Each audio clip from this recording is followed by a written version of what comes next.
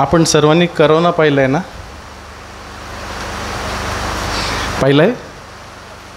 पाहिलाय की आपण करोनामधून गेलोय. हां, करोना काळातून आपण गेलोय. काय करत होतो आपण त्यावेळेला? करोना काळात काय करायचो? मास्क घालायचो. कशासाठी? हां, कशासाठी? करोना मरण होऊ नये म्हणून. करोनामध्ये घुसलं की काय होईल? मरोना. बरोबर की नाही? आपण आपल्याला स्वतःला घरात ठेवायचो, बाहेर पडायचो नाही, काळजी घ्यायचो. कशासाठी? की करोनाचा जो जीवाणू आहे तो आपल्या श्वासाद्वारे किंवा हाताद्वारे किंवा डोळ्याद्वारे आपल्यामध्ये घुसू नये. काळजी घ्यायचो ना? त्याप्रमाणे एक महारोग आहे. कोणता महारोग? पाप. तो मध्ये घुसू नये म्हणून आपण काळजी घेतो का? कोणतं महत्त्वाचं, करोना की पाप? नाही का? जसं ह्या देहासाठी आपण आरोग्य मिळण्यासाठी झटतो. कोणाला वाटतं मी आजारी असावं? हात वर करा. कोणाचा मनुष्य आहे ज्याला वाटतं मी आजारी असावं? हां, कोणच नाही ना. का? कारण आजार काय देतं?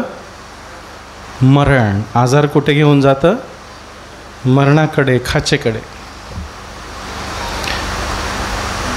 मग जेवढे आपण देहाची काळजी घेतो तशी आपण आपल्या मधल्या माणसाची काळजी घेतो का? की त्याला पाप लागू नये. जसा रोग आपल्या शरीराला मरण देतो तसं पाप काय करतं? आपल्या मधल्या माणसाला मरण देतं की नाही? पापाचे वेतन काय आहे? मरण. मग आपण काळजी कोणाची जास्त घेतो? या बाह्य माणसाची का मधल्या माणसाची?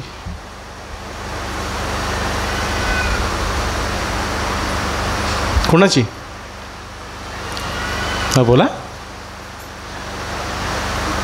बाहेरच्या माणसाची ना? मस्त मस्त खायला घालतो. कोंबडी काय, बकरा काय ना? उकिरड्यावरचं खातो आपण, घाणेरडं खातो, शिळं खातो नाही का? का नाही खात? 5 दिवसाचं राहिलेलं, बुरशी आलेलं का नाही खात? ते मला हानिकारक आहे. बरोबर? आपण गटारातलं पाणी पितो का? घाणेरडं घेतलं पहिल्यामध्ये आणि प्यालं, तहान लागले नाही ना? का नाही पित? कारण ते मला माहिती आहे ते माझ्या शरीराला हानिकारक आहे. मग आपण एवढ्या शरीराला जपतो आणि हे सोडून द्यायचं आहे. एक दिवस सोडायचंच आहे. किती जपतो नाही का? पुट्टी लावतो की नाही? आमच्याकडे लावतात पुट्ट्या. काय काय घालतात? सोन्याचे 1-1 किलोचे दागिने घालतात, सजवतात. एवढा पण शरीराची काळजी घेतो, त्याला सजवतो, त्याला झोप देतो, मस्त नाही? कुठे कुठे फिरवून आणतो. जातो ना इंडिया. हां, काय काय करतो आपण शरीरासाठी? 3 वेळा मस्त पेट भर खाना खाते हैं. आपण आपल्या बाह्यदृष्टीच्या शरीराची जास्त काळजी घेतो. पण देवाला आपलं मधलं अंतर्याम हवा आहे, जो आपला खरा मनुष्य आहे, जो देवाजवळ जाणार आहे. मातीचं मातीला मिळणार आहे, परंतु जो मधला माणूस आहे तो कुठे जाणार आहे? देवापाशी. महारोग जो आहे, महारोग तो एका माणसापासून सर्व लोकांना लागला. अनुवंशिक, माहिती आहे का? अनुवंशिक रोग असतात.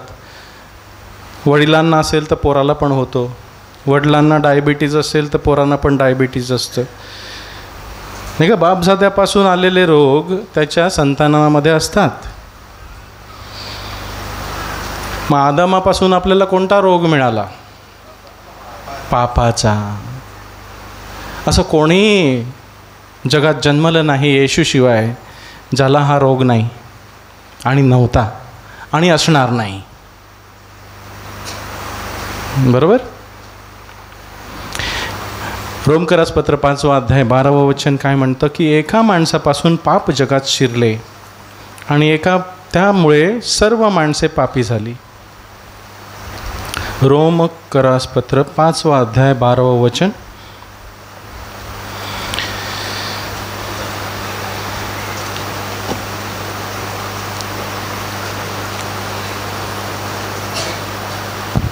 रोमकरास पत्र 5 अध्याय 12 वचन, पान नंबर 1361. यास्तव जसे एका मनुष्याकडून पाप जगात शिरले आणि पापाकडून मरण जगात शिरले, तसेच सर्वांनी पाप केल्यावरून सर्व माणसांमध्ये मरण शिरले. पहिला रोग कुणाला झाला? पापाचा रोग कुणाला झाला? आदामाला. मग आपण कोणाचे संतान आहोत? आदामाचे. त्या एका माणसापासून सर्वांमध्ये पाप शिरले आणि पापापासून मरण जगात शिरले. सर्व मेले, एक मेला सर्व मेले.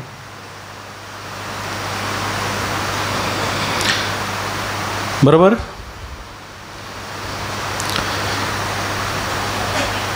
मग आता रोग झाल्यावरती आपण काय करतो? समजा आजारी आहोत, ताप आला, आपण काय करतो? औषध घेतो, डॉक्टरकडे जातो, पटकन ट्रीट करतो ना त्याला, की आजारी पडल्यावरती राहू दे ना, 1 महिन्याने बघू काय होते ते. आपण डॉक्टरकडे कधी जातो? जेवढ्या लवकर होईल तेवढं. मग मधल्या माणसाचा जो रोग आहे तो झाल्यावरती आपण डॉक्टरकडे कधी जातो? कोण आहे डॉक्टर? तो म्हणाला ना, नीतिमानास वैद्याची गरज नाही तर पाप्यास आहे. मी नीतिमानास नाही तर पाप्यास तारावयास आलो आहे. तारावयास म्हणजे बरे करण्यास. आता येशू देहानं बरे करण्यास आला की मध्ये बरे करण्यास आला? मध्ये. कारण जो मध्ये बरा झाला तो बाहेरून बरा झाला. कारण प्रभूने बरे करताना म्हटलं, जा तुझी पापे क्षमा झाली आहेत, आणि तो तात्काळ बरा झाला. म्हणजे जो मध्ये बरा आहे तो बाहेर बरा आहे, परंतु जो बाहेर बरा आहे तो मध्ये बरा नाही. काय? जो मध्ये बरा आहे तो बाहेर बरा आहे, पण जो बाहेर बरा असतो तो मध्ये बरा असू नसल्यासारखा असतो. समजतं का? कारण देव बाह्य गोष्टीकडे पाहत नाही, तो अंतःकरणे पारखतो की ह्याला कोणता रोग आहे. डॉक्टरांचा डॉक्टर कोण आहे? येशू. आणि आपल्या घरी डॉक्टर असेल तर आपण काय करू? घरचा डॉक्टर आहे, माझा पोरगा डॉक्टर आहे, MBBS MD सर्जन. मग मी आजारी झाल्यावर काय करेन? मला भीती वाटेल का? का घरचंच आहे. मग डॉक्टरांचा डॉक्टर आपल्याजवळ राहतो, आपण काय करतो? जातो का त्याच्याकडे की थांबतो? जातो का लवकर की प्रभू मला रोग जडलाय, मला गडबड झाले. हालेलुया. जसं आजार ह्या शरीरासाठी हानिकारक आहे तसं पाप मधल्या माणसासाठी हानिकारक आहे. आपण बाह्य आजारांना लवकर ट्रीट करतो, बरं होण्याचा प्रयत्न करतो, तसं मधल्या आजारांना बरं होण्याचा प्रयत्न करतो का? नाही ना. काय महत्त्वाचं कोणतं, मधलं की बाहेरचं? का? बघा प्रभू काय सांगतो, मधलं महत्त्वाचं आहे. मत्ते 5वा अध्याय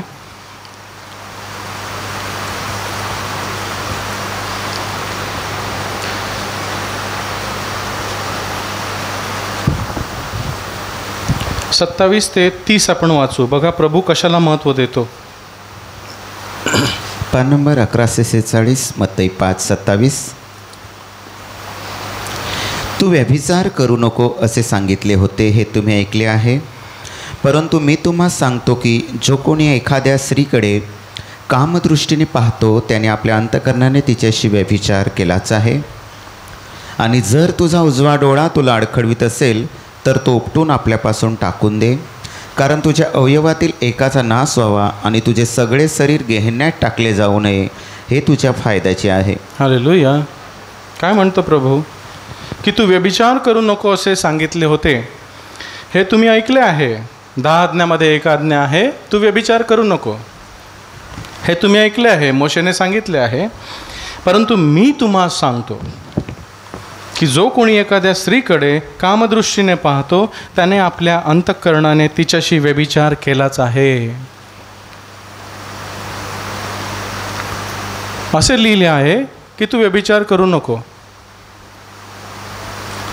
जुन्या करारामध्ये, नियमशास्त्रामध्ये सर्व आज्ञा बाह्य दृष्टीने पाळायच्या होत्या, परंतु त्यांचं मन बदललेलं नव्हतं. मध्ये आजारी होते. हालेलुया. परंतु प्रभू सांगतो तू पहिला मध्ये बरा हो, मग तू बाहेरून करणारच नाहीस. मध्ये जो पवित्र आहे त्याला सर्व पवित्र आहे, मध्ये जो शुद्ध आहे त्याला सर्व शुद्ध आहे. काय मध्ये करणार नाही तर तू शरीराने करणार नाही. पण जो शरीराने करत नाही याचा अर्थ असा नाही की तो मनाने करत नाही. काय मग पुढे बघा प्रभू काय सांगतो. तुझा उजवा डोळा तुला अडखळीत असेल तर तो उपटून आपल्यापासून टाकून दे.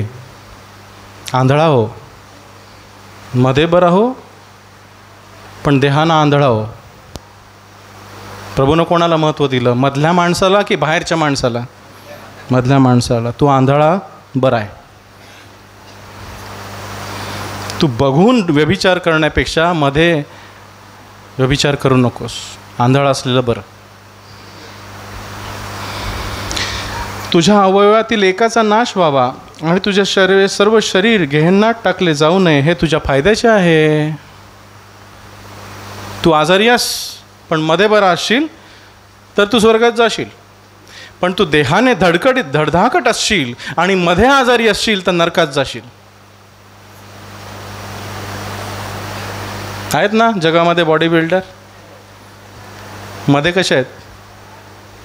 निरोगी, आजारी. सर्वांनी पाप केले आणि देवाच्या गौरवाला उणे पडले आहेत. सर्व आजारी आहेत आणि प्रभू येशू ते आजार बरे करण्यासाठी आला. पहा जगाची पापे दूर करणारा देवाचा कोकरा, जगाची पापे, जगाचे सर्व रोग बरे करणारा, मधले आणि बाहेरचे. त्याचं नाव तू येशू असं ठेव, कारण तो आपल्या लोकांस त्यांच्या पापापासून तारेल, सोडवील वा बरं करील. कशापासून? पापापासून. आजारापासून का नाही? अरे पापापासून बरा झाला म्हणजे तू आजारापासून बरा झालास. कारण प्रभू म्हणाला तुझी पाप क्षमा केलेली आहेस, उठ. काय बरोबर की नाही? हालेलुया. आपण बरे आहोत का मध्ये? वचन 30. आणि जर तुझा उजवा हात तुला अडखळवीत असेल तर तो तोडून आपल्यापासून टाकून दे, कारण तुझ्या अवयवातील एकाचा नाश व्हावा आणि तुझे सर्व शरीर गेहेन्नात टाकू नये, हे तुझ्या फायद्याचे आहे. म्हणजे आंधळं लंगडं आणि पांगळं असून मध्ये शुद्ध असेल, निरोगी असेल, पवित्र असेल तर देव त्याला टाकणार नाही. पण आपण शरीराने धडधाकट असू परंतु मध्ये रोगी असू तर देवाजवळ आपण जाऊ शकत नाही. कारण पवित्रतेशिवाय आपण देवाला पाहू शकत नाही. जे हृदयाचे धन्य ते हृदयात शुद्ध ते धन्य ते देवाला पाहतील. जे हृदयात निरोगी ते धन्य ते देवाला पाहतील. आपण खूप काही गोष्टीचं रक्षण करतो. जेवण आपण निवडून घेतो, हवा आपण शुद्ध घेतो, मास्क घालतो, कपडे आपण शुद्ध घालतो. तेच गादलेले कपडे घालू का घामाने? एक आठवडाभर घातले तर काय होईल हो? एक आठवडाभर तेच कपडे, काम करायचं, घामाने भिजवायचे, तेच कपडे घालायचे, धुवायचे नाही, काय होईल? वास येईल. त्वचारोग होईल की नाही? त्वचारोग होईल की नाही? शिळं अन्न खाल्लं रोज काय होईल?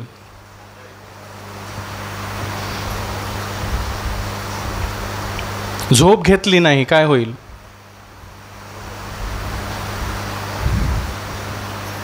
उघड्यावर जाऊन झोपलो काय होईल? म्हणजे शरीराची काळजी घ्यायचीच नाही, काहीच नाही घ्यायची. काय पाहिजे ते खायचं, काय जिथे पाहिजे तिकडे झोपायचं, डुकरासारखं लोळायचं, मस्त. करतो का तसं आपण? मग मधल्या माणसाला तसं आपण का करतो? करतो ना, काळजी घेतो, त्याला पाहिजे ते देतो, मास्क घालतो, त्याला अन्न देतो, डॉक्टरकडे जातो, औषध घेतो. नाही ना? मग बलवान कोण, बाहेरचा की मधला?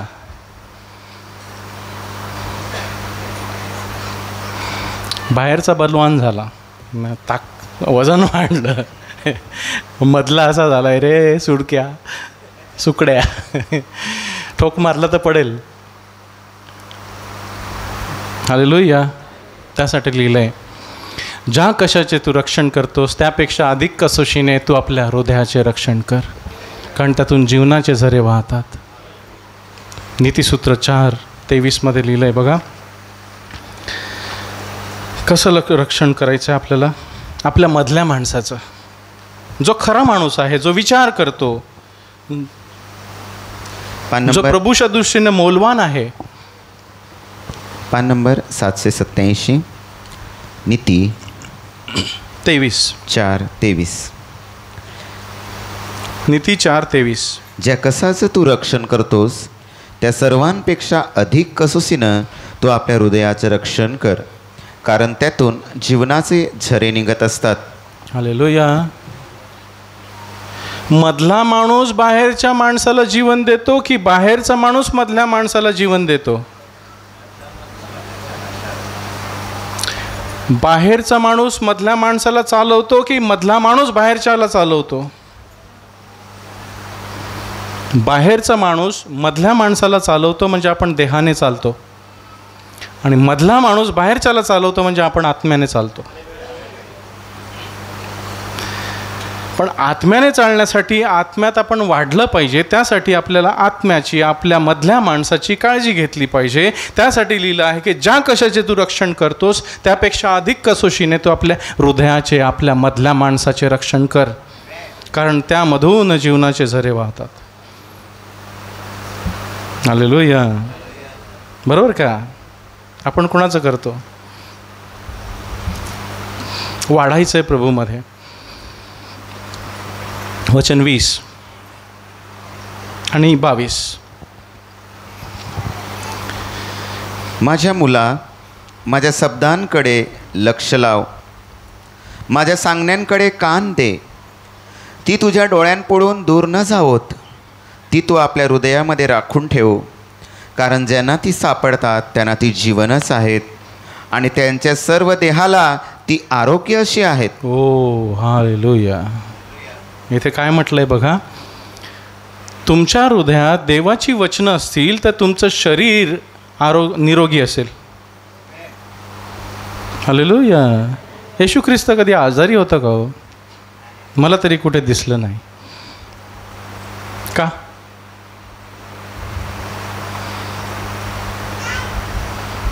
तो मध्ये निरोगी होता, तो देवाची वचनं घेत होता आणि त्या देवाच्या वचनानं जिवंत भाकरीनं तो जगत होता. तो म्हणतो मीच जीवनाची भाकर आहे, जो मला खातो तो कधी मरणार नाही. हालेलुया. माझ्या मुला, काय म्हणतो प्रभू प्रत्येकाला? माझ्या मुला. प्रत्येकाला आपण त्याची मुलं आहोत, त्याची लेकरं आहोत. माझ्या मुला, माझ्या शब्दांकडे कान दे, माझ्या सांगण्यांकडे कान लाव. मी तुझ्याशी बोलतो, रोज बोलतो, पण तुझं लक्ष जगामध्ये आहे, तुझं लक्ष भलत्याच गोष्टीमध्ये अडकलेलं आहे, तुझं लक्ष मी सांगतो त्याच्याकडे नाही आहे. माझ्या शब्दांकडे कान लाव. हे कान नाही, ह्या कानांनी आपल्याला देवाचा आवाज ऐकू येणार नाही. मधले कान, मधल्या माणसाचे कान देवाचा आवाज ऐकतात. माझी मेंढरं माझी वाणी ऐकतात. तुम्ही त्याची मेंढरं आहात ना? बाप्तिस्मा घेतला की नाही? मेंढरं झाली का? मग त्याची वाणी ऐकायची तुम्हाला कान दिलेले आहेत, फक्त सराव करायचा आहे. बाळ जेव्हा जन्मतं तेव्हा त्याला कान 2 वर्षांनी येतात का हो? बाळ झालं, अरे कान नाही, डोळे नाही, काय नाही, 2 वर्षांनी येतील नाही का? नंतर मग 1 वर्षांनी कान फुटतात, मग 5 वर्षांनी थोडे मोठे होतात, मग मोठे झाल्यावर मोठे झाले कान, आता कान आले, आता ऐकू लागेल. असं आहे का? आपण जन्मलो ना देवाच्या घराण्यामध्ये, नव्याने जन्म झाला ना, मग कान आहेत की नाही? मग ऐकायचं की नाही? लहान लेकरू ऐकायला शिकतं, आपल्या आईवडिलांचा आवाज ओळखतं, कारण ते रोज ऐकत असतं. जर मी देवाचा आवाज रोज ऐकला तर मी ऐकायला शिकेन. जर मला ऐकायचाच नाही तर मला कोण शिकवेल?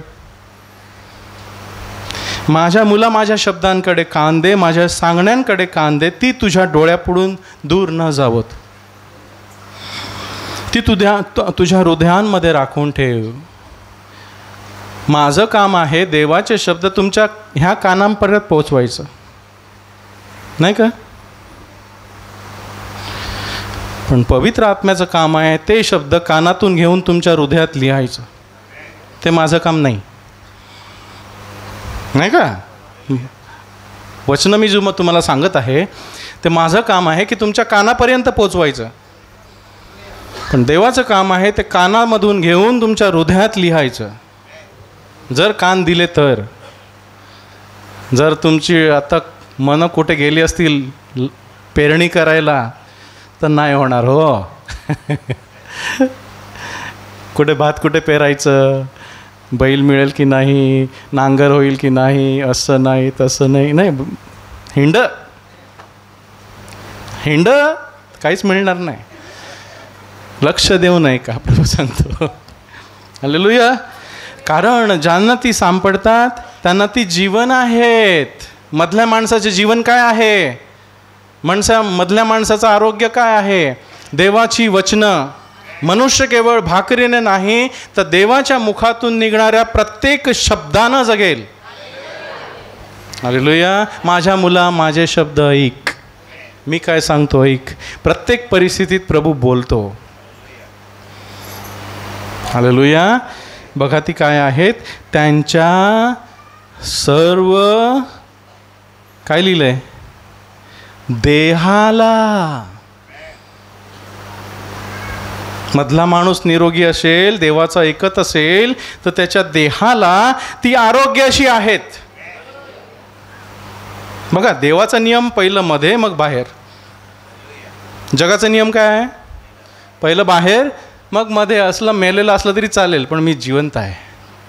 पण देवाचा नियम आहे पहिला मध्ये जिवंत हो, तू बाहेर जिवंत असशील. देवाचे नियम उलटे आहेत. कसं मिळेल जीवन? त्याची वचनं जो साठवून घेतो, ती रोज मनन करतो, ती त्याला जीवन देतात. काय आरोग्य पाहिजे? आता मी विचारेन कोणतं, मधलं की बाहेरचं? बाहेरचं पाहिजे असेल तर निराशा होईल, कदाचित मिळणार नाही. मधलं पाहिजे तर 100% मिळेल. प्रभू तेच देण्यासाठी आलाय. तो कोणाला निराश करत नाही. तो पहिलं मध्ये बरं करतो, मग सांगतो बाहेरही तू बरा आहेस. हालेलुया.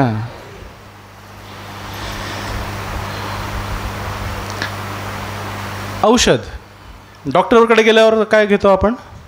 डॉक्टर काय देतो? औषध देतो. मग आपण काय करतो? औषध आणून किती वेळा घेतो? 3 वेळा मिनिमम तरी घेतो की नाही? सकाळी जेवणाच्या आधी, जेवणाच्या नंतर, दुपारी जेवणाच्या आधी, जेवणाच्या नंतर, रात्री जेवणाच्या आधी, जेवणाच्या नंतर. चुकवतो का? नाही का? हां, लवकर बेस व्हायचं आहे. उड्या माराया, हिंडाया, काम कराया. हां, मग हे औषध आपण किती वेळा घेतो?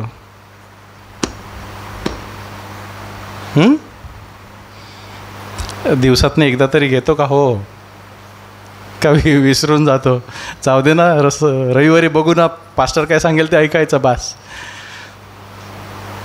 नाही, औषध आणू आपण काय करतो? घेतो. काय करतो? कुठे घेतो? मध्ये घेतो, शरीरात घेतो का कुठे ठेवतो आपण? काय बोलतात त्याला तुमच्या भाषेत? ते आपण ठेवतो त्याच्यावरती काहीतरी ठेवतो, फळी लावून. फळी ना? का आपण ते औषध आणून फळीवरती ठेवतो आणि 3दा बघतो त्याच्याकडे. सकाळी बघायचं, दुपारी बघायचं, रात्री बघायचं. हां, तू बरा होशील. हां, डॉक्टर काय औषध बघण्यासाठी देतो का? मग कशासाठी घेतो? घेण्यासाठी. मग हे काय आपल्याला बघण्यासाठी दिले का? हार घालून पूजा करा 2 वेळा, अगरबत्त्या लावा, असं करा, ते माझ्या डोक्यात येईल. उशीखाली घालून झोपा, मस्त झोप लागेल. उशीखाली घातल्यावरती झोप येते. बायबल कोणी सांगितलं? अरे औषध उशीखाली ठेवलं तर काय बरं होईल? तू काय करायचं आहे? घ्यायला लागेल, खायला लागेल, ते चघळायला. आता आपण जेवतो ते काय असंच जेवतो का? घातला घास आणि हां, नाही ना. काय करतो आपण? चावतो. म्हणजे देवाचं वचन असंच घ्यायचं नाही, त्याचं मनन करायचं की प्रभू तू माझ्याशी काय बोलतोस? हे मला काय सांगतं?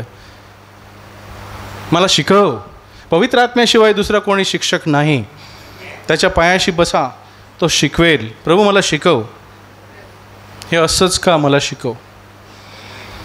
हालेलुया. डॉक्टरकडे गेल्यावरती काय काय करतो तो? तपासणी करतो. काय करतो? तपासणी. आमच्या वेळेला पहिला करायला लावायचे, छोटे असताना. काय काय काय करायला लावायचे डॉक्टर? अल्ली करायला लावतात का? हां, कर, जीभ मोठी बाहेर काढ. मग तो फोकस मारणार मध्ये काय झालंय बघणार. म्हणजे जिभेवरती त्याला रोग दिसतो. काय दिसतो? रोग. मग प्रभूकडे गेल्यावरती तो काय सांगतो? डॉक्टरांचा डॉक्टर काय तपासतो? हां, कुणाला शिव्या मारल्या, कुणाला शाप दिले, हां, कुणाला आय लव्ह यू म्हटलं. हां, सगळं बघतो तो. म्हणून तू निरोगी आहे, तू रोगी आहेस. तो म्हणतो तू मध्ये रोगी आहेस. बरोबर की नाही? डोळे तपासतो, काय काय बघितले. कान तपासतो, कानात काय काय गेलंय. हात तपासतो ना. हृदय तपासतो, ठकठक ठकठक म्हणून धडधड तर की बंद पडलंय. हां, तो आपला मोठ्यातला मोठा डॉक्टरही तेच करतो. सगळं तपासतो. तू काय केलंयस?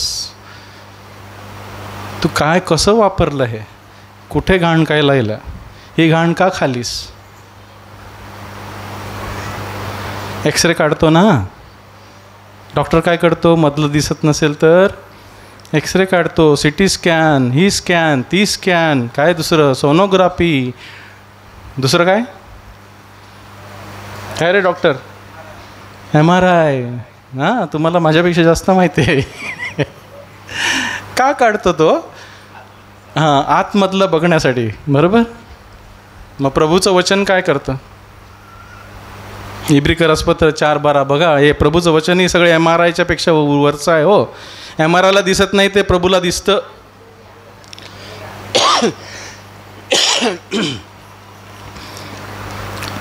इब्रिकरसपत्र 4:12. इब्री 4:12, पान नंबर 1450. इब्रिकरसपत्र 4 अध्याय 12 वचन. कारण देवाचे वचन जिवंत आणि समर्थ व कोणत्याही दुधारी तलवारीपेक्षा तिखट आणि जीव व आत्मा, सांधे, मज्जा यांना मध्ये भेदून आरपार जाणारे आणि अंतकरणातील विचार व भावना यांचा निवाडा करणारे आहे. काय आहे देवाचं वचन? देवाची एक्सरे मशीन आहे. ते जे एक्सरे मशीनला दिसत नाही ना, ते देवाच्या वचनांना सर्व दिसतं. एक्सरे मशीनला तुमचं मन दिसतं का हो? तुमचे विचार नाही ना. अशी कोणती दुनियामध्ये मशीन आहे का जिला तुमचे विचार दिसतात? की तुमच्या विचाराला ती एक पिन लावायची आणि पडद्यावर दाखवायचं?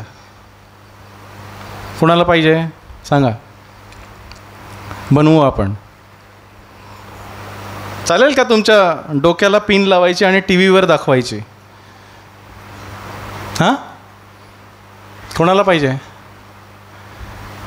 नाही चालणार ना. वॅट ना, फार वॅट ना. पण देवाच्या वचनाला तेही दिसतं. तो आपले विचार दुरून जाणतो. बघा, देवाचे वचन जिवंत आहे, मेलेलं नाही. त्याने हजारो वर्षापूर्वी बोललेले शब्द इथेही जिवंत आहेत. सगळे शब्द जिवंत आहेत, फक्त तू घ्यायचे आहेत. प्रभू, ते माझ्यासाठी आहे. तो त्याचे शब्द पाठवतो आणि माझ्या सर्व रोग बरे करतो. ते फक्त घ्यायचे आहेत, विश्वासानं स्वीकारायचे आहेत. ते जिवंत आहेत, ते मेलेले नाहीत. हालेलुया. ते जिवंत आहेत, समर्थ आहेत, कोणत्याही दुधारी तलवारीपेक्षा तिखट आणि जीव व आत्मा, सांधे व मज्जा यांना मध्ये भेदून आरपार जाणारे आहेत. डॉक्टरांची शस्त्र जिथे पोहोचू शकत नाही तिथे देवाचं वचन पोहोचतं. हालेलुया. मेंदूमधली शस्त्रक्रिया असते, आपण गेलेलं आहे, आपल्या ताईची शस्त्रक्रिया केली. डॉक्टर म्हणाले किती चान्स आहे? 95%. नाही, 5%, 5% चान्स आहे जिवंत राहील. इतकं किचकट असतं मेंदूचं ऑपरेशन. म्हणजे जिथे डॉक्टरांची सुरी पोहोचू शकत नाही तिथे देवाचं वचन पोहोचतं. मग असा कोणता रोग आहे जो देवाचं वचन बरं करू शकणार नाही? पण त्याच्या आधी मला मध्ये बरं व्हायचं आहे. मी मध्ये बरा असेन, माझा सर्व देह बरा आहे. हालेलुया. सांधे व मज्जा यांना भेदून आरपार जाणारे व अंतःकरणातील विचार व भावना यांची निवाडा करणारे आहे. ते देवाचं वचन सांगतं, हे चांगलं आहे, हे वाईट आहे, हे करू नको, हे कर. घेतो आपण औषध, नाही का? आपण काळजी कशाची घेतो? बाहेरच्या माणसाची की मधल्या माणसाची? कोण मेला तर बरं, बाहेरचा की मधला? काय प्रश्न आहे? बाहेरचा मेलेला बरा की मधला मेलेला बरा? बाहेरचा मेला तर मातीत जाईल, मधला मेलेला असेल तर नरकात जाईल, नाही का? हे तर मरायचंच आहे. 70 वर्ष 80 वर्ष, जास्त जगला तर 85. मधला माणूस जो देवाच्या प्रतिमेप्रमाणे बनवलेला आहे तो कधी मरणार नाही. एक तर देवाबरोबर राहील किंवा देवा विना राहील. मरणार नाही, मग त्याची काळजी जास्त घ्यायची की या बाहेरच्याची जास्त घ्यायची? मधल्याची जास्त घ्यायची. कारण प्रभू त्यालाच वाचवण्यासाठी आला, आपल्या जीवाला वाचवण्यासाठी आला, आपल्या हृदयातल्या माणसाला वाचवण्यासाठी आला. हालेलुया. बरोबर का? जर आपल्याला वाटत असेल प्रभू मला सर्व भौतिक गरजांनी बरं केलं, हे केलं, ते केलं म्हणजे मी स्वर्गात जाईन, नाही, आशा सोडून द्या. मध्ये बरं नसेल तर आपण बाह्य दृष्टीने बरं असून काही फायदा नाही. पहिलं मध्ये बरं व्हायचं. जसं आरोग्य आपल्या शरीराला तशी पवित्रता आपल्या मधल्या माणसाला गरजेची आहे. काय? जसं आरोग्य आपल्या शरीराला तसंच पवित्रता आणि न्यायपण आपल्या मधल्या माणसाला गरजेचं आहे, महत्त्वाचं आहे. हालेलुया. जर आपल्याला समजलं तर आपण काळजी घेऊ, नाही का? नाही ते खाणार नाही, नाही ते पाणी गढूळ पाणी पिणार नाही, नाही त्या गोष्टीत जाणार नाही, घाणीमध्ये जाणार नाही, सरळ म्हटलेल्या नीट रस्त्यानं मी चालेन. डॉक्टरकडे गेल्यावरती डॉक्टर लक्षणं तपासतो, लक्षणं नाही का? ताप आला असेल तर काय तपासतो? नाही का? ताप, आपल्या शरीराचं तापमान तपासतो. ब्लड प्रेशर वाढलं असेल तर काय तपासतो? नाडी तपासतो. शुगर वाढली असेल तर काय तपासतो? रक्त तपासतो. म्हणजे प्रत्येक आजाराचं लक्षण आहे. डॉक्टर आजाराचं निदान कसं करतात? तपासून लक्षणं शोधतो, नाही का? डॉक्टर काय शोधतो? लक्षणं, की ह्याला नक्की कोणता आजार झालेला आहे. तसंच मधल्या माणसाच्या आजाराची लक्षणं आहेत. बघा ती आपल्याला आहेत का? आपण स्वतःची परीक्षा करू. गलतीकरसपत्र 5वा अध्याय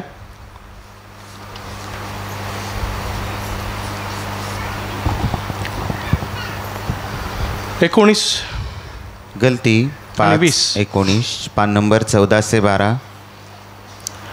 देहाची कर्मे तर उघड आहेत, तीही आहेत व्यभिचार, जार कर्म, अशुद्धपण, कामातूरपण, मूर्तिपूजा, चेटके, वैर, भांडणे, मच्छर, राग, तंटे, फुटाफुटी, तट, हेवा, खून, दारूबाजी, विलास यासारख्या गोष्टी. याविषयी जसे मी पूर्वी सांगितले होते तसे तुम्हास आणखी अगोदर सांगून ठेवतो की जे अशी कर्मे करतात ते देवाच्या राज्याचे वतन पावणार नाहीत. हालेलुया. काय आहेत त्या आजाराची लक्षणं? कोणता आहे आजार? हा महारोग कोणता आहे? कोणता आहे महारोग? पाप. लक्षणं कोणती आहेत? व्यभिचार, जार कर्म, अशुद्धपण, वाईट विचार, कामातूरपण, मूर्तिपूजा, नाही का? मूर्तिपूजा चांगलं की वाईट? पाप आहे, आजार आहे. चेटके, चेटके म्हणजे भुताटकी. भुताटकी का वाईट आहे? का आजार आहे? कारण ते दुसऱ्याचं वाईट करतं. जे दुसऱ्याचं वाईट करतं तो आजार आहे, पाप आहे. वैर, सूड, नाही का? क्षमा न करणं.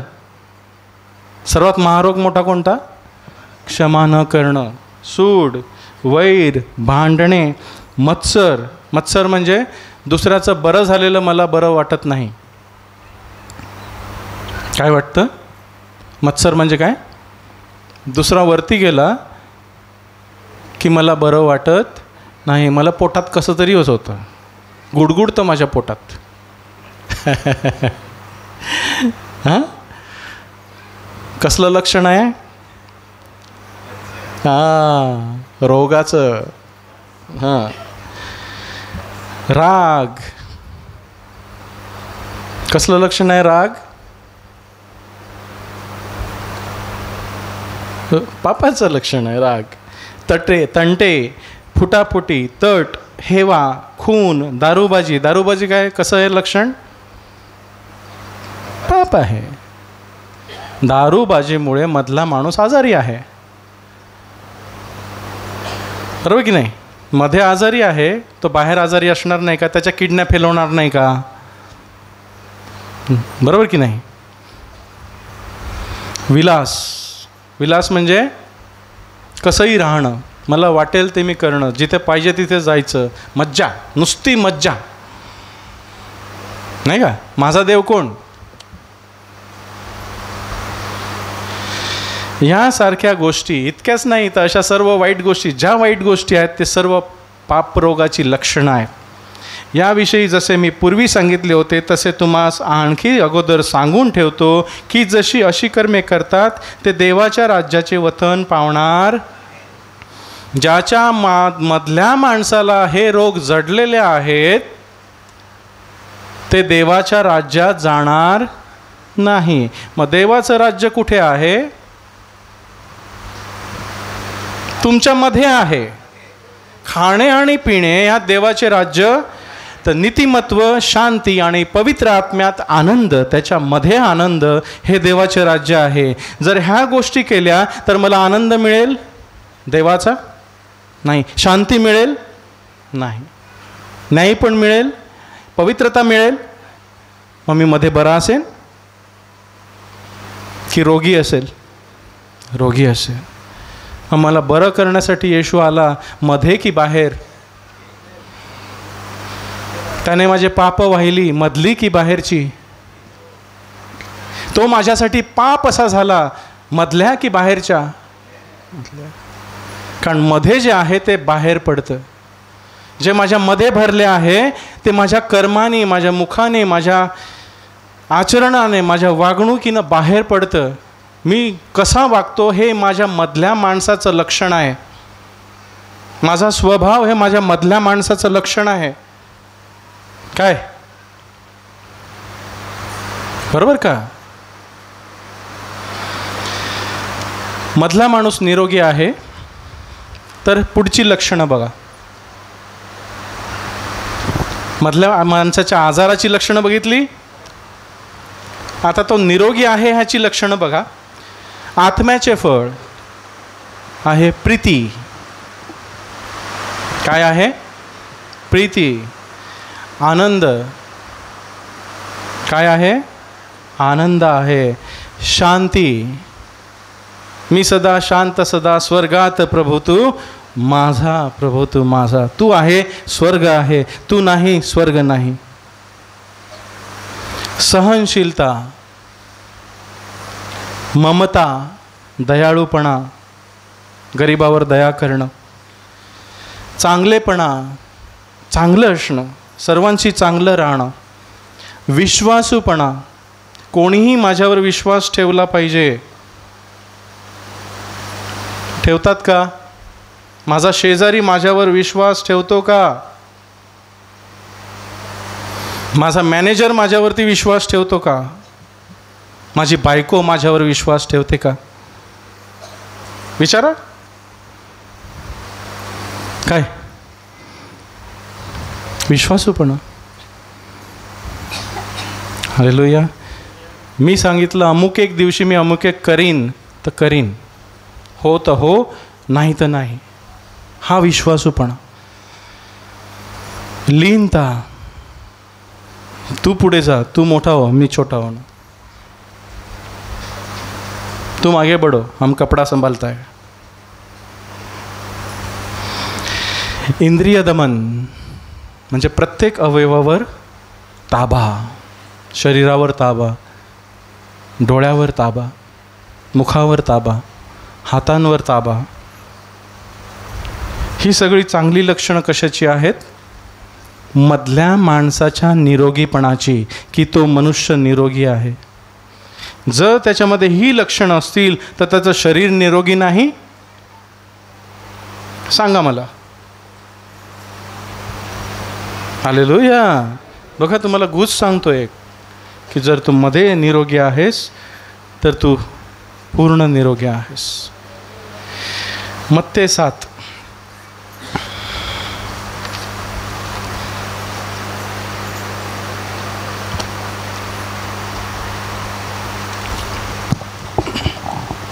मत्ते 7.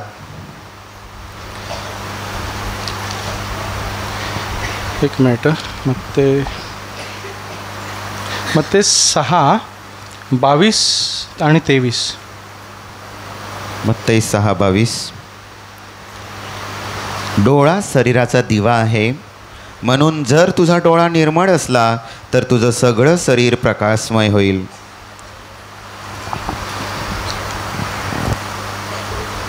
डोळा शरीराचा दिवा आहे म्हणजे काय? म्हणजे आपले विचार, आपल्या कल्पना शरीराचा दिवा आहे. जर माझ्या कल्पना चांगल्या असतील तर माझं शरीर चांगलं असेल. माझा मधला माणूस निरोगी असेल, चांगले विचार करत असेल तर माझा बाह्य माणूस चांगला असेल. डोळा शरीराचा दिवा आहे. म्हणून जर तुझा डोळा निर्मळ पवित्र असला तर तुझे सर्व शरीर प्रकाशमय होईल. जर तुझं पाहणं मधला माणूस निरोगी असला तर तुझा बाह्य माणूस निरोगी राहील. काय बरोबर की नाही? सर्दी ताप खोकला छोट्या छोट्या गोष्टी आहेत तो, पण मोठ्या मोठ्या गोष्टी प्रभू सांगतोय. तू घेऊन तर बघ, तू घेऊन तर बघ. ओ यहोवा किती चांगला आहे याचा अनुभव घेऊन पहा. जो त्याच्यावर भरोसा ठेवतो तो लाजवला जाणार नाही. हालेलुया. तुझे सर्व शरीर प्रकाशमय होईल. पण जर तुझा डोळा वाईट असेल, जर तुझा मधला माणूस वाईट असेल, जर तुझ्या मधला माणसाचे विचार वाईट असतील, तो रोगी असेल, तर तुझे सर्व शरीर अंधकारमय होईल. तुझा मधला माणूस आजारी आहे, तुझं शरीर आजारी आहे. हालेलुया. काय वेगळं शिकवतो? इतकं टेन्शनमध्ये बघतायत की काय चाललंय, कधी ऐकलं नाही. खरं आहे ना, खरं आहे. मधला माणूस बाहेरचा माणूस, मधला माणूस बाहेरचा माणूस, दोनच आहेत. एक आहे वरून, एक आहे खालून. खालून आहे तो खाली घेऊन जाणार, वरती आहे तो वरती घेऊन जाणार. वरचा बरा आहे तो खालच्याला पण वरती घेऊन जाणार.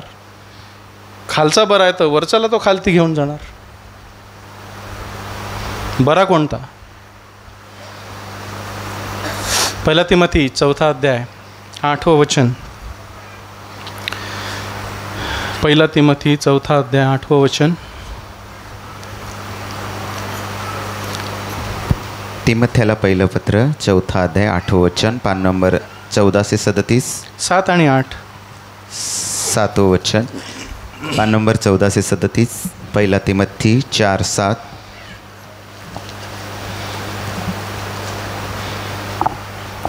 परंतु अमंगळपणाच्या आणि म्हाताऱ्या बायकांच्या व्यर्थ कहाण्या टाकून दे आणि तू स्वतः सुभक्तीविषयी कसरत कर. कारण शरीराची कसरत थोडक्याविषयी उपयोगी आहे, परंतु सुभक्ती अवघ्यांविषयी उपयोगी आहे. तिला तर आताच्या व पुढच्याही जीवनाविषयीचे वचन मिळालं आहे. हालेलुया. मी बरोबर सांगतो ना? हालेलुया. बघा, अमंगळपणाच्या व म्हाताऱ्या बायकांच्या सर्व व्यर्थ कहाण्या टाकून दे. आजीबाई काय सांगते? हे देव होते, ते देव होते, अथ जायचा तथा जायचा, सोड सगळा. आजीबाईचा आज्याचा ऐकायचं नाही, वाडगोचं ऐकायचं. प्रभू काय सांगतो ते ऐका. वाडगो तुम्हाला खाली घेऊन जाणार, देव तुम्हाला वरती घेऊन जाणार. त्यांच्या निरर्थक कहाण्याकडे वळू नका. तू स्वतः सुभक्तीविषयीची कसरत कर. कसली कसरत कर? मधल्या माणसाची, पवित्र होण्याची. सुभक्तीची म्हणजे पवित्र होण्याची, चांगली भक्ती, प्रभूशी एक होण्याची. सुभक्ती म्हणजे प्रभूसाठी, प्रभूबरोबर एक होण्याची. काय कर? काय कर? कसरत कर. कसरत करण्यासाठी कुठे जातो आपण? जिममध्ये. हां, काही लोक घरीच करतात नाही का, एवढे फुगवून येतात असे. बॉडी बिल्डर, काय बोलतो त्याला आपण? Body builder. किती कष्ट हो, बापरे. सकाळी उठायचं, ते एवढे दंड मारायचे, ते हेच खायचं, ते प्रोटीन खायचं, ते कोंबड्याच खायच्या, तेल खायचं नाही, हे खायचं नाही, आंबट खायचं नाही, ते खायचं नाही, हेच खायचं, तेच खायचं, मग ते असा होतो नाही का? हालेलुया.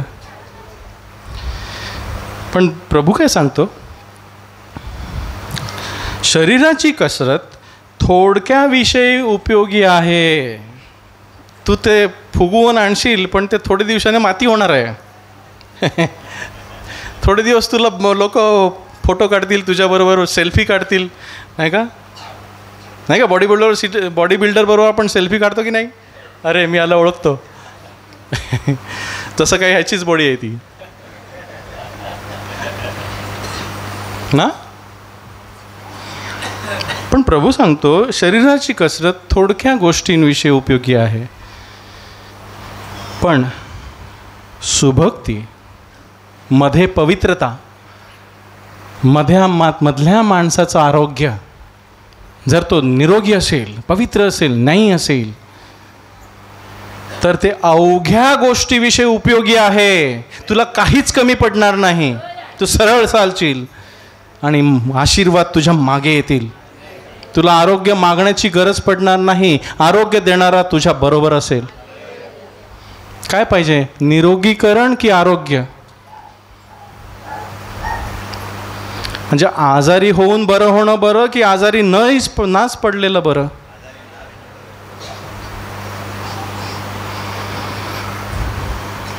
प्रभू काय द्यायला आला? प्रभू दोन्ही द्यायला आला. घाबरू नका.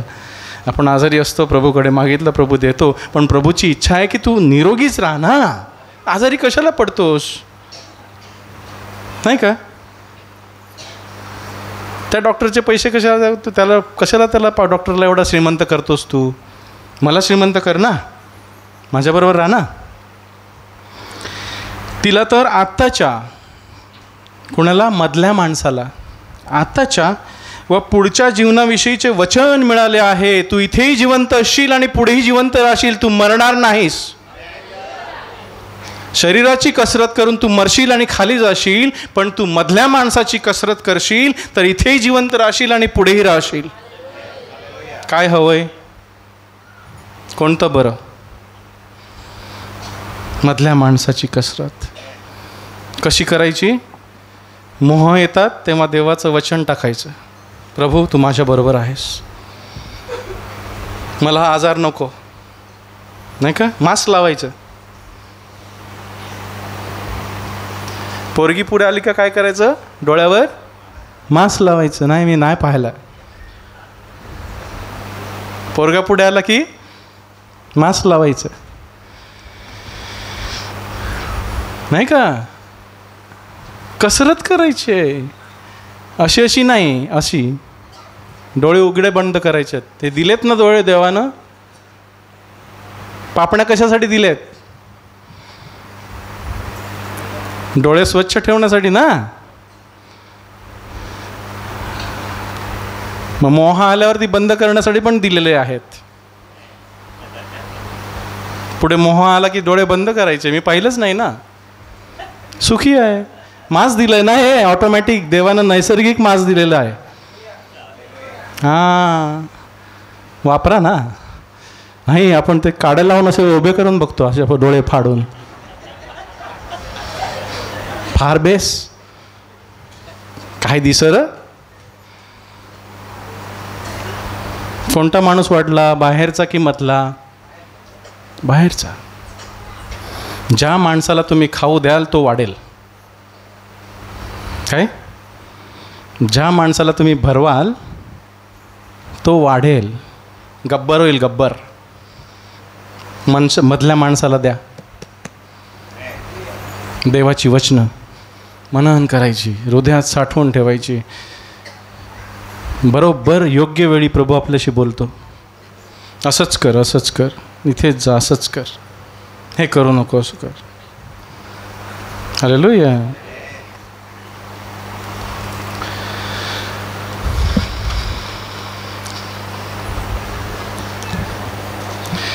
दुसरा करंथीकर 4 अध्याय 16 ते 18.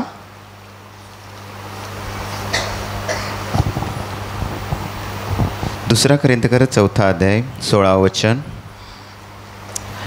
म्हणून आम्ही थकत नाही, परंतु जरी आमचा बाहेरील माणूस क्षय पावत आहे, तरी आमचा आतील माणूस दिवसेंदिवस नवा केला जात आहे. कारण आमचे हलकेच संकट जे क्षणभर मात्र आहे, ते आम्हासाठी अतिशय मोठ्या प्रमाणात गौरवाचा सार्वकालिक भार घडवते. ज्या गोष्टी दिसतात त्याकडे आम्ही दृष्टी लावत नाही, तर ज्या दिसत नाहीत त्याकडे दृष्टी लावतो. कारण ज्या गोष्टी दिसतात त्या अल्पकाल राहणाऱ्या आहेत, परंतु ज्या दिसत नाहीत त्या सर्व काल राहणाऱ्या आहेत. हालेलुया. पौल कोणत्या माणसाविषयी सांगतोय बलवान होण्यासाठी? आतील माणूस. इकडे 2 माणसाविषयी लिहिलेलं आहे, बाहेरील माणूस आणि एक आतील माणूस. म्हणून आम्ही थकत नाही, परंतु जरी आमचा बाहेरील माणूस क्षय पावत आहे. आपला बाहेरील माणूस काय पावत आहे? ज्या दिवशी आपण जन्मतो त्या दिवसापासून आपलं घड्याळ चालू होतं. टक टक टक टक टक. वाढतो की कमी होत चाललं आहे? टक टक. काय वाढतो? कमी होतो. मग अरे कालच्यापेक्षा आज मी कमी नाही का झालो? घड्डे कसलं? बड्डे नाही, घड्डे होतं आपलं दरवर्षी घड्डे, आणि आपण सेलिब्रेट करतो, हॅपी बर्थडे, केक कापतो हल्ली. अरे 1 वर्ष कमी झालं रे. हालेलुया. हा मनुष्य काय होत आहे? म्हातारा होत आहे. तरुणांनो, तुम्ही पण म्हातारे व्हाल नाही का? तरुणपणात पत्करलेली भक्ती मरणाची उत्तम तयारी आहे, कारण मी त्याला पाहणार आहे. तरी आमचा आतील माणूस दिवसेंदिवस नवा केला जात आहे. आम्ही बाहेरील माणूस आमचा कमी होत आहे. आम्ही त्याला पुरवत नाही, जास्त देत नाही, त्याला पाहिजे तेवढंच देतो. त्याच्या भलत्या सलत्या गोष्टी आम्ही त्याचं टाकत नाही, नाही का? जे पाप आहे ते आम्ही त्याला देत नाही. आमचा मधला माणूस दिवसेंदिवस ख्रिस्ताच्या रूपात नवीन केला जात आहे. तो बलवान होत आहे, एक्सरसाइज करत आहे. हालेलुया. आमचे हलकेच संकट जे क्षणभर मात्र आहे, ते आम्हासाठी अतिशय मोठ्या प्रमाणात गौरवाचा सार्वकालिक भार घडवते. जिममध्ये कशासाठी जातात? व्यायाम करण्यासाठी, जेणेकरून माझा बाहेरील माणूस ताकदवान व्हावा. मग जिममध्ये गेल्यावरती काय करतात? वजन आहे ते उचलतात. जेवढं वजन जास्त उचलेल तेवढं तुझे मसल, तुझे स्नायू जास्त मजबूत होतील, नाही का? रोज एक किलो उचललं रोज 1 वर्ष, तर काय होईल? किती होईल? होईल का? नाही. मग जेवढं वजन जास्त तेवढं ताकद जास्त. मग आपल्यावर येणारी संकट जी आहेत ती वजन आहेत. काय लिहिलंय? आमचे हलकेच संकट. जी संकट आपल्यावरती येतात ती वजन आहेत मधल्या माणसासाठी. त्याला दाबायचा प्रयत्न करतात, पण तो सांगतो नाही, मी वाढणार. हालेलुया. ज्याप्रमाणे जिममध्ये जाऊन आपण जेवढं जास्त वजन उचलतो तेवढी आपल्याला ताकद, आपण बलवान होत जातो. त्याप्रमाणे आत्मिक माणसाला, मधल्या माणसाला संकट ही वजनं आहेत. परिस्थिती, दुःख, संकट येऊ दे, त्यामुळे मधला माणूस बलवान होतो, कारण तो प्रभूशी एक होत जातो. प्रभू, मला तुझी गरज आहे, तुझ्याशिवाय मी करू शकत नाही. माझ्याशी बोल, मला तुझे शब्द दे, मला तुझी वचनं सांग, मला सांग. कोण वाढेल? घरी बसून राहिलेला की जिममध्ये जात होतो? कोणाचे वाढतील? मग मधला माणूस कोण वाढेल? जो जास्त संकट झेलतो तो का ज्याच्यावर संकटच नाही तो? त्यासाठी पौल म्हणतो दुःखाचा वाटा घे. कसला वाटा घे? सुखाचा नको घेऊस, दुःखाचा घे. त्यामुळे तुझा मधला माणूस वाढेल, बलवान होईल. त्याच्यावर वादळ वारे आले, मोठा लोंढा त्याच्यावर कोसळला तरी ते घर मोडणार नाही, ते खडकावर बांधलेलं असेल. पण जर तू देहाचं मातीचं बांधायला गेलास, मातीवर बांधायला गेलास, तर वादळ वारे येतील, तुला साप कोलमडून टाकतील. मधला माणूस. हालेलुया. कारण आमचे हलकेच संकट जे क्षणमात्र आहे ते आम्हासाठी अतिशय मोठ्या प्रमाणात गौरवाचा सार्वकालिक भार घडवते. आम्हाला त्याची अनुभूती देते, त्याची सहभागिता देते, त्याचा सहवास आम्ही जाणतो की संकट येतात तेव्हा प्रभूचा सहवास आमच्याबरोबर असतो. हालेलुया. काय बरं, संकटच नको, दुःखच नको, ठीक आहे तसेच राहा. झेलायला तयार असा की प्रभू काही येवो, तू माझ्याबरोबर आहेस, मी मध्ये बळकट आहे. हालेलुया. आमेन. ज्या गोष्टी दिसतात त्याकडे आम्ही दृष्टी लावत नाही. ह्या जगाच्या गोष्टी ज्या दिसतात आज आहेत उद्या नाहीत, बरोबर की नाही? त्याकडे आपण लक्ष लावायचं नाही. तर ज्या गोष्टी दिसत नाही त्याकडे दृष्टी लावायची की प्रभू मी तुला पाहणार आहे. माझा मधला माणूस तुला देहाविना पाहणार आहे. माझी ही कूड जरी नष्ट झाली, योब काय म्हणतो, माझी कूड जरी नष्ट झाली तरी देहाविना मी तुला पाहीन. हालेलुया. कोणता माणूस पाहणार आहे त्याला? मधला माणूस, जो देवाच्या दृष्टीनं मौल्यवान आहे. हा बाहेरचा माणूस देवाच्या दृष्टीनं मौल्यवान नाही. माती होणार आहे, तुमचीही होणार, जो विश्वास ठेवत नाही त्याचीही होणार की नाही? होणार. पण जो मधला माणूस आहे त्याची माती होणार नाही. तो देवाच्या गौरवानं मुकुट मंडित केला जाणार आहे. हालेलुया. तर ज्या गोष्टी दिसतात त्या अल्पकाळ राहणाऱ्या आहेत, परंतु ज्या गोष्टी दिसत नाही त्या सर्वकाळ राहणाऱ्या आहेत. आमेन.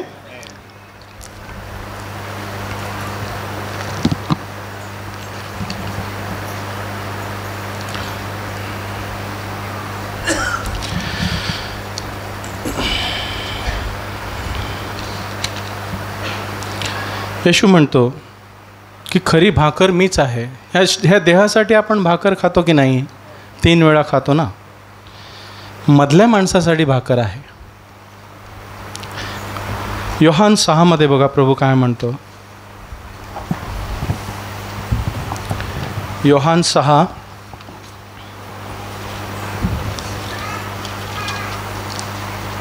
25 ते 29 आपण वाचू.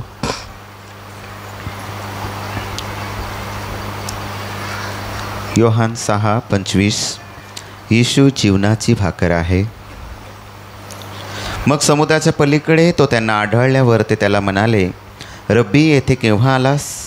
येशूने त्यांना उत्तर देऊन म्हटले, मी तुम्हास खचित खचित सांगतो, तुम्ही चमत्कार पाहिले यामुळे तुम्ही माझा शोध करता असे नाही, तर तुम्ही भाकरी खाऊन तृप्त झाला आहात म्हणून यामुळे शोध करता. नासवंत अन्नासाठी श्रम करू नका, तर सर्वकालच्या जीवनासाठी टिकणारं अन्न जे मनुष्याचा पुत्र तुम्हाला देईल त्यासाठी श्रम करा. कारण माझा बाप जो देव याने त्याच्यावर सिक्का केला आहे. यावरून ते त्याला म्हणाले, देवाची कामे आम्ही करावी म्हणून आम्ही काय करावे? येशूने त्यांना उत्तर देऊन म्हटले, देवाचं काम हेच आहे की ज्याला त्याने पाठवले त्याच्यावर तुम्ही विश्वास ठेवावा. हालेलुया. इथे ही गोष्ट ऐकण्यापूर्वी प्रभूनं 5,000 लोकांना भोजन दिलेलं नाही का? किती भाकऱ्या? 5 भाकऱ्या 2 मासोळ्या, असं 5,000 लोकांना भोजन दिलेलं आणि 12 टोपल्या भोजन उरलेलं, भाकऱ्या उरलेल्या. लोक खाऊन पिऊन तृप्त झालेले, मस्त. समजा आपल्याला कोणी असं रोज जेवायला दिलं तर काय होईल हो? आपण सोडू का त्या माणसाला? रोज 3 वेळा मस्त जेवायला देतो आणि काहीच नाही करायचं, घरी बसून राहायचं आहे, नाही का? सोडू का त्या माणसाला? किती बरा ना, मस्त ना. 3 वेळा खायला देतो, काही बोलत नाही, काही काम करायचं नाही, खा पी मजा कर, तो आणून देणार.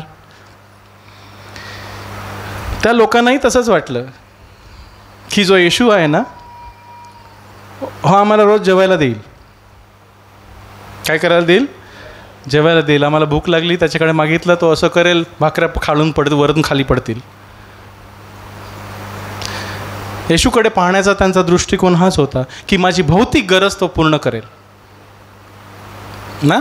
बघा, मग समुद्राच्या पलीकडे तो त्यांना आढळल्यावर ते त्याला म्हणाले, रब्बी, येथे केव्हा आलास? येशूने त्यांना उत्तर देऊन म्हटले, मी तुम्हास खचित खचित सांगतो, तुम्ही चमत्कार पाहिले म्हणून तुम्ही माझा शोध करता असे नाही, परंतु तुम्ही भाकरी खाऊन तृप्त झाला यामुळे माझा शोध करत आहात. काय म्हणतो प्रभू? मी चमत्कार केले यावरून तुम्ही माझा शोध करता असे नाही. मी कोण आहे हे यामुळे तुम्ही माझा शोध करता असे नाही. तर मी ज्या चमत्कार करून भाकरी तुम्हाला खायला दिल्या त्यामुळे तुम्ही माझा शोध करत आहात.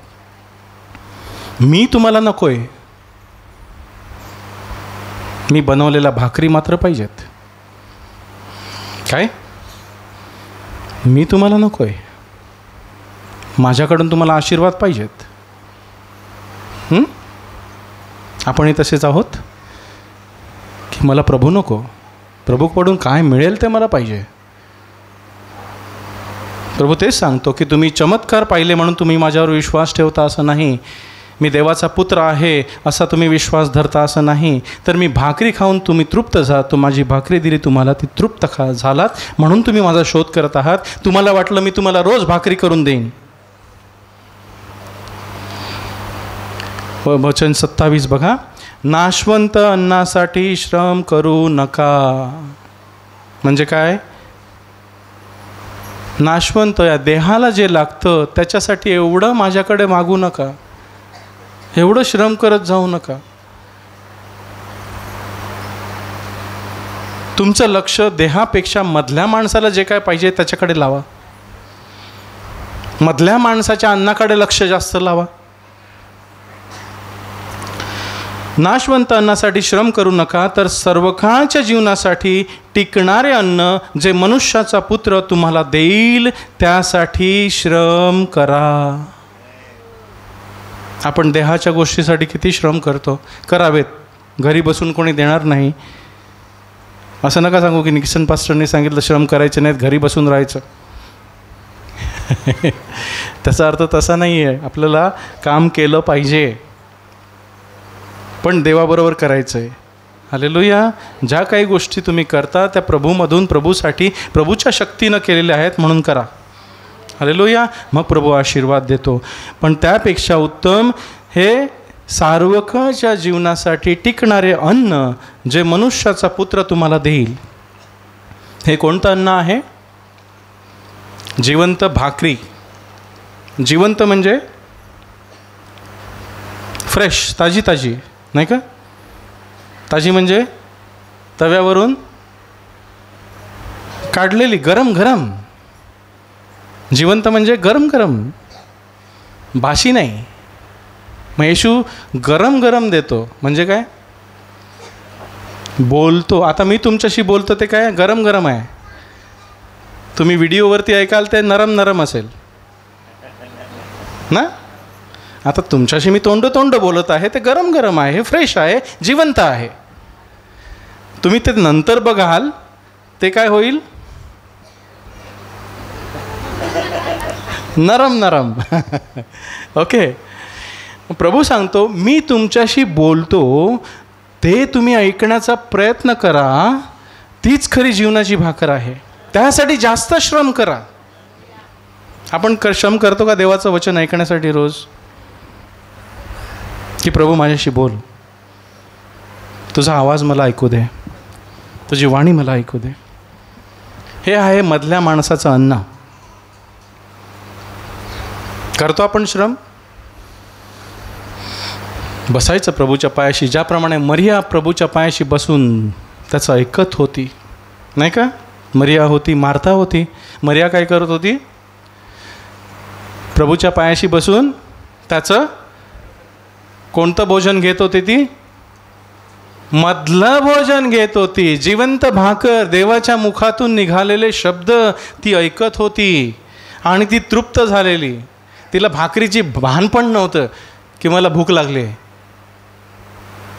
Hallelujah, hallelujah. बघा, ती जिवंत भाकर आपल्याला एवढं तृप्त करते की आपल्याला जगातल्या गोष्टीचं भान नाही राहत. जाऊ दे, मला तो मिळाला आहे. आणि मार्था काय करत होती?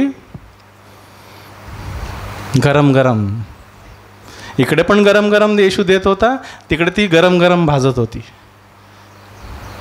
पण गरम गरम भाजताना ती नरम नरम झाली, कुरकुर करू लागली. हां, आणि येऊन म्हणाली येशूला, ही इकडे बसून राहिले ठोंबी, तिला माझ्याकडे पाठव. बसून कोण खायला देतं का? पाठव मला काम करायला, मी एकटीच पडले. येशू काय म्हणाला? मार्थे मार्थे मार्थे मार्थे, तू पुष्कळ गोष्टीविषयी चिंता करतेस. मरियेने चांगला वाटा निवडलेला आहे, तो तिच्यापासून काढून घेतला जाणार नाही. ती मध्ये बलवान होत आहे, तू बाहेर बलवान होत आहे. आणि तू कमजोर आहेस, ती बलवान आहे. ती मधलं खात आहे, तू बाहेरच्या खाण्याची व्यवस्था करत आहेस. ती मधल्या खाण्याची व्यवस्था करत आहे, ती तुझ्यापेक्षा जास्त बलवान आहे. तू चिंताग्रस्त झालेली आहेस. आहेत दोन. हालेलुया. वचन 28. यावरून ते त्याला म्हणाले, देवाची कामे आम्ही करावी म्हणून आम्ही कामे करावी म्हणून आम्ही काय करावे? त्यांना प्रश्न पडला, काय बोलतोय हा? देवाची कामे करावी म्हणून आम्ही काय करावं, काय करावं? येशूने उत्तर दिलं, देवाचे काम हेच आहे की ज्याला पाठवले त्याच्यावर तुम्ही विश्वास ठेवावा. देवाचे काम हेच आहे की जिवंत देवाचा शब्द तुम्ही ऐकावा आणि त्याच्यावर विश्वास ठेवावा. कोणाला पाठवलं? येशूला. येशू कोण होता? देवाचा शब्द, जिवंत शब्द. त्याच्यावरती विश्वास ठेवावा, त्याचं ऐकावं आणि त्याच्यावर विश्वास ठेवून जगावं. हेच देवाचं काम आहे. काय? हालेलुया. पुढे बघा, वचन 33.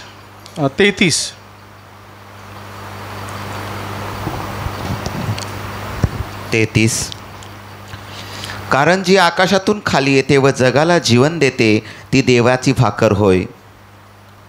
कारण जी आकाशातून खाली येते व जगाला जीवन देते ती देवाची भाकर होय. जगाची भाकर कुठून येते? जगाची भाकर कुठून येते? मातीतून. कुठून येते? मातीतून. कुणाला जीवन देते? मधल्याला की बाहेरच्याला? बाहेरच्याला. वरून येणारी भाकर कुठून येते? देवाकडून, आकाशातून. आणि कुणाला जीवन देते? मधल्या माणसाला. ज्याप्रमाणे मातीतून निघालेली भाकर आपण खातो ती आपल्या शरीराला जीवन देते, त्याप्रमाणे देवाच्या मुखातून निघालेला शब्द आपण घेतो, ऐकतो आणि तो सांभाळून ठेवतो, त्याप्रमाणे करतो, तेव्हा आपला मधल्या माणसाला जीवन मिळते. तेच आहे जीवन. जीवन म्हणजे जगणं नाही.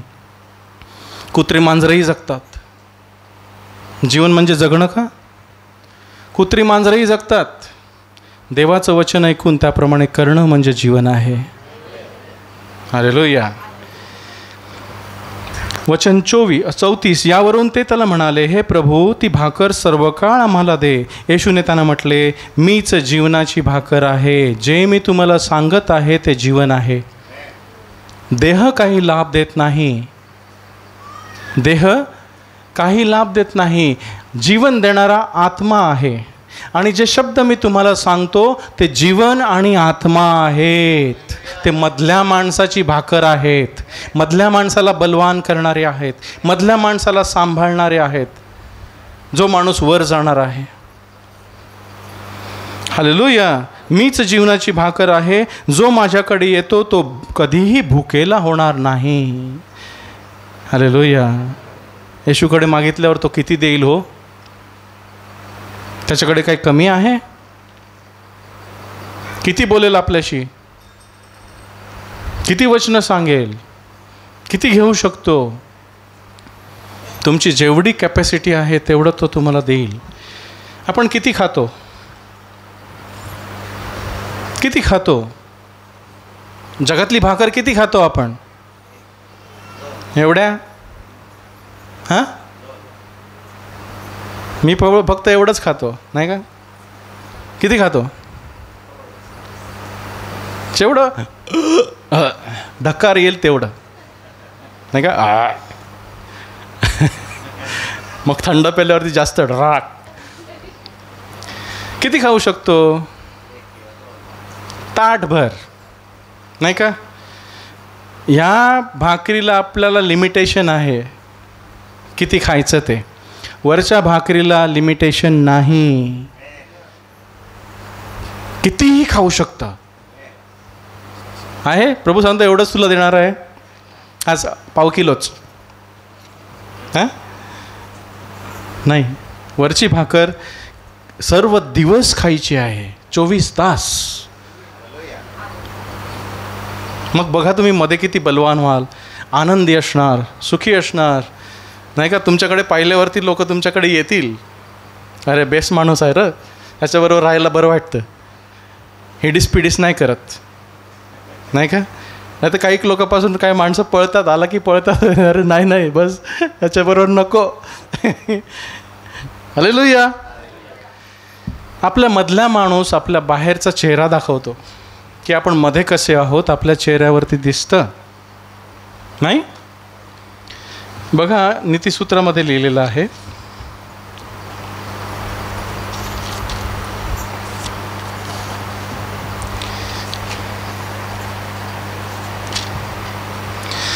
(15:13) नीतिसूत्र 15:13. बघा, आपण मध्ये निरोगी असलो ना तर आपला चेहरा निरोगी असतो. पान नंबर 797, नीती 15वा अध्याय 13वे वचन. आनंदित हृदय मुखाला तेजस्वी करतं, परंतु हृदयाच्या क्लेशाने आत्मा व्याकुळ होतो. हालेलुया. आनंदित हृदय मुखाला तेजस्वी करतं. ज्याचं हृदय आनंदी, ज्यातला मधला माणूस आनंदी आहे, त्याचा बाहेरचा माणूस आनंदी असतो. काय बरोबर का? केलेलं असेल तर मधला माणूस करत असतो. का? कारण त्यानं खाल्लंच नाही, त्याची भूक भागलीच नाही, त्याने जिवंत भाकर खाल्लीच नाही. वचन 15. दुःखिताचे सर्व दिवस वाईट आहेत, परंतु आनंदी हृदयाच्याला नित्य मेजवानी आहे. हालेलुया. ज्याचं हृदय दुःखी आहे त्याला तुम्ही बिर्याणी जरी दिली तरी तो दुःखीच असणार. काय बरोबर ना?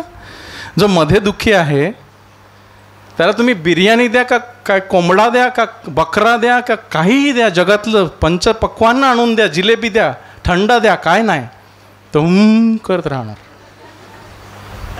परंतु जो डाळ रोटी खातो पण मध्ये आनंदी आहे, तो आनंदी आहे. हालेलुया. हे प्रभूचं दान आहे, हे प्रभूचे आशीर्वाद आहेत, त्याला नित्य मेजवानी आहे. हालेलुया. बरोबर का? 16:32 बघा. 16:32 नीतिसूत्र 16:32. जो मंद क्रोध तो पराक्रमापेक्षा, आणि जो आपल्या आत्म्यावर अधिकार चालवतो तो नगर जिंकून घेणाऱ्यापेक्षा उत्तम आहे. हालेलुया.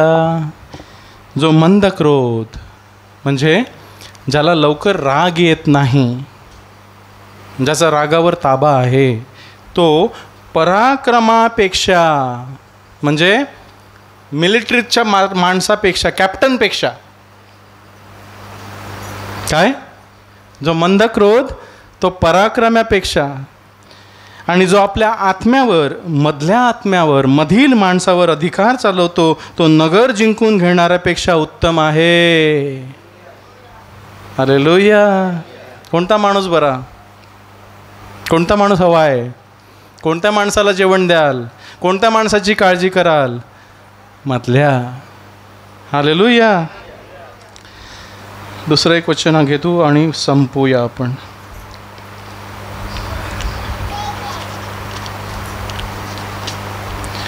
25:28.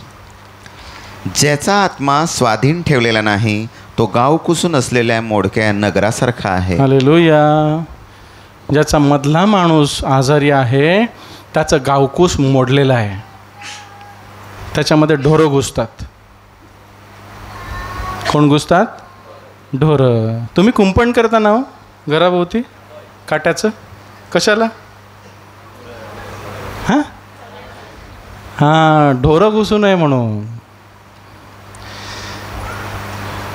ज्याचा आत्मा स्वाधीन ठेवलेला नाही, म्हणजे ज्याचं मन ज्याच्या स्वाधीन नाही, ज्याचा मधला मनुष्य आजारी आहे, वीक आहे, बारीक सडका आहे, त्याचा ताकद नाही, तो कसा आहे? गावकूस नसलेल्या, म्हणजे भिंत नसलेल्या, कुंपण नसलेल्या मोडक्या नगरासारखा आहे. त्याच्यात सर्व घुसतं. सगळे रिपू घुसतात. षड रिपू, काम, क्रोध, मद, मोह, मत्सर, मद, सगळं घुसतं की नाही? का? कारण त्याचं कुंपणच मोडलेलं आहे. मध्ये ताकद नाही आहे. जो येतो तो मारून जातो. कोण नाही का? लुडका पिडका असतो त्याचं चालतं का? काही कोणी येतो मारून जातो, तो काय बोलू शकतो का? मग दांडगा असेल त्याला हात लावून तर बघ. मध्ये दांडगा असेल त्याला सैतान हात लावेल का? घाबरेल की नाही? अरे याला हात लावू की नको लावू, की नको लावू, लावू की नको लावू. त्याचं कुंपण बांधलेलं असतं. हालेलुया. दुष्ट त्याला शिवत नाही. काय बनायचं आहे आपल्याला? काय व्हायचं आहे? काय कमवायचं आहे? आतला माणूस जो देवाच्या दृष्टीने मौल्यवान आहे. बाह्य माणूस देवाच्या दृष्टीने मौल्यवान नाही. मनुष्य बाहेरील दृष्टीनं पाहतो, बाहेरील मनुष्याकडे पाहतो, परंतु देव हृदय तोलून पाहतो की त्याच्या हृदयात काय चाललं आहे. त्याला मी खरंच हवा आहे का? तो माझ्या विना जगू शकतो का? की मला सांगतो, प्रभू मी तुझ्या विना जगू शकणार नाही. तुला सोडून मी कुठे जाऊ? सार्वकालिक जीवनाची वचनं तुझ्याकडे आहेत. प्रभू तू शब्द मात्र बोल म्हणजे मी बरा होईन. तुला सोडून कुठे जाऊ? तुझं सोडून ख्रिस्ता जाऊ कुठे मी? जाऊ कुठे मी? राहू कुठे? कुठे राहू? विरह तुझा रे नरकय भयंकर, भासे प्रलया नल पेटे. तुझ्या विना मला सर्व नरक वाटतं. मी कुठे जाऊ? नावा टिळक म्हणतात नाही? सांगूया प्रभूला, प्रभू मला मधल्या माणसाला बलवान कर. बाहेरील माणूस माझा जाणार आहे.